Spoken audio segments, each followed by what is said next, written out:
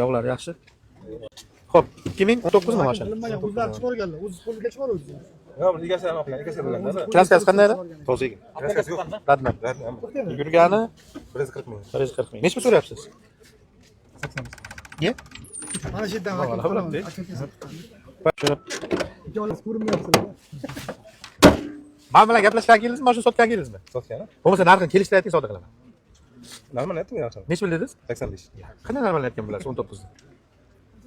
Nech pul deyish kerak? Kelishtirib aytish kerak. Voy 20 nech pul oldim?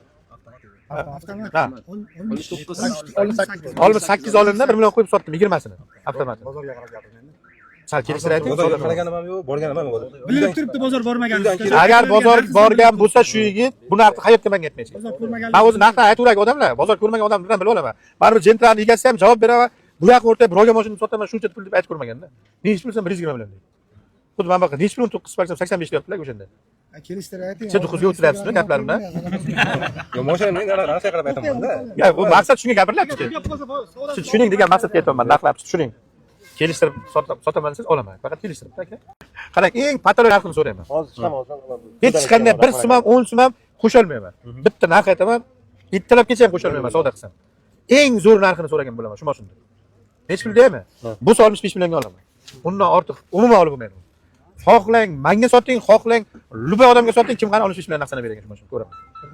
Aka, aka, ishoning, qolgan 19 lar ham xuddi shunday. Bitta siznikini zavod boshqacha chiqarmagan. Qolgan 19 sparklar borki, ular ham shundoq bo'lib chiqdi. Uni ham konditsioner bor. Hammasi bir xil mashina.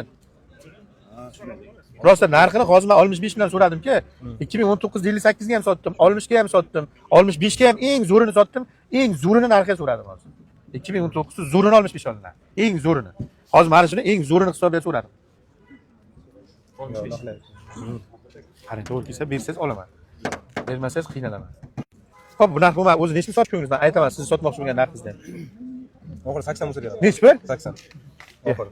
Siz mashina sotaman demang, axir aka. Mashinangiz yaxshi mining buni. Sotmaygan, 80 lar endi olmaydi uni aka.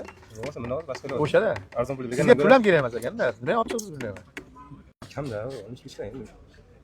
Radnoy mashinani trafikamda ko'p yurmagan. Hozir zapaska tushganyapti. Hozir nima qilsa bo'ladi? Shu zapaskalarni bir yerga qo'yib olib qaytarib qo'yaymi? Nima qilay? Yo bronjani mix bilan bronjani qiraymi? Yo'q, 65. Nima qilsam bo'ladi? Ya aka, 65 eng baland so'rayotgan narxim bu.